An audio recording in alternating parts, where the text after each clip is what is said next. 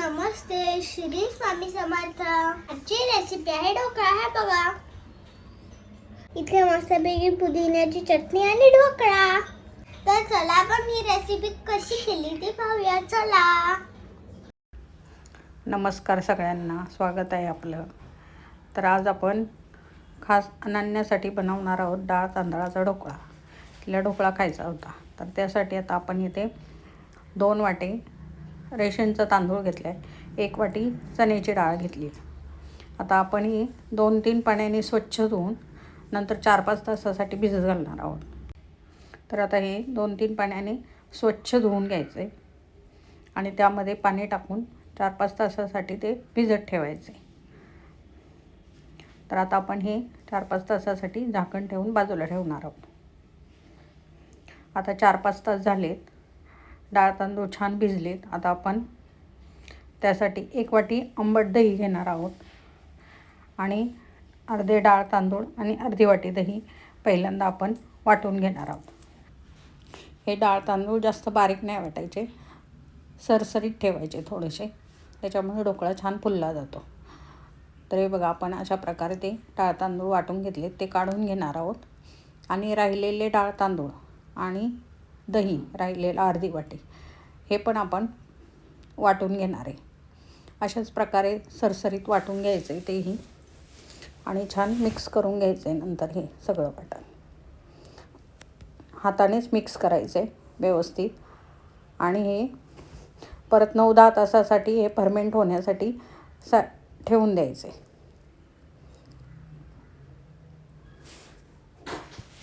आता हे बघा, 9-10 तास झाले, मिश्रण व्यवस्थित फर्मेंट झालं आहे. हे जास्त फुलत नाही मिश्रण, पण छान फर्मेंट होतं.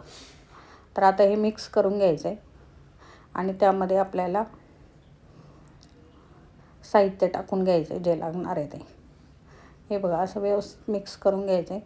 घट्ट असेल तर थोडंसं पाणी टाकून ते सरसरीत करायचं आहे. आता चवीनुसार मीठ टाकायचं आहे यामध्ये. हळद अगदी थोडीशी टाकायची आहे यामध्ये, कारण हळद जास्त टाकली ना तर आपण सोडा टाकल्यामुळे लाल लाल पॅच तयार होतात. त्यासाठी हळद थोडीशी टाकून व्यवस्थित ते मिक्स करून घ्यायचे. ह्याच्यात 1 चमचाभर साखर टाकायची. साखरेने ढोकळ्याला चव छान येते. आता हे सगळं मिश्रण व्यवस्थित मिक्स करून घ्यायचे चमच्याने. हळद त्यामध्ये व्यवस्थित मिक्स झाली पाहिजे सगळीकडे. आता हे छान मिक्स केले. आता आपण ढोकळ्यासाठी साईडला पाणी गरम करायला ठेवणार आहोत, कारण ढोकळा टाकायच्या अगोदर पाणी चांगलं भांड्यातलं उकळलं गेलं पाहिजे. तर त्यासाठी इथं मी पाणी गरम करायला ठेवले. आता त्यावर मी झाकण ठेवून घेणार आहे आणि प्लेटला व्यवस्थित तेल लावून घेणार आहे सगळीकडे. किनाऱ्याला पण व्यवस्थित तेल लावायचं आहे, म्हणजे आपला ढोकळा छान सुटला जातो. तर आता आपण या मिश्रणामध्ये 3 चमचे तेल टाकणार आहोत. तेलाने ढोकळा कशात दाटत नाही. आणि याच्यामध्ये मी 1 इनोचं पॅकेट टाकणार आहे. लगेचच इनोचं पॅकेट टाकून मिक्स करून घ्यायचं. तुमच्याकडे इनो नसेल तर अर्धा चमचा खायचा सोडा टाकायचा आहे. आता हे मिक्स करून झालं आहे. आता हे प्लेटमध्ये काढून घ्यायचं आहे आणि लगेच वाफवण्यासाठी ठेवायचे. झाकण लावून 20 ते 25 मिनटे याला वाफ द्यायची. 20 ते 25 मिनटं झाली आहेत. आपला ढोकळा छान फुलून आला आहे. तुम्ही बघू शकता ढोकळा किती छान फुलला आहे ते. आता आपण हा पूर्णपणे थंड करून घेणार आहोत. आपला ढोकळा थंड झाला आहे. हे बघा किती छान सुटला आहे तो प्लेटमधून. आता आपण याचे हवे त्या आकारात काप करून घेणार आहोत. आता मस्त ढोकळा कापून घ्यायचा आहे आणि त्यासाठी एक फोडणी तयार करायची ढोकळ्यावर टाकण्यासाठी.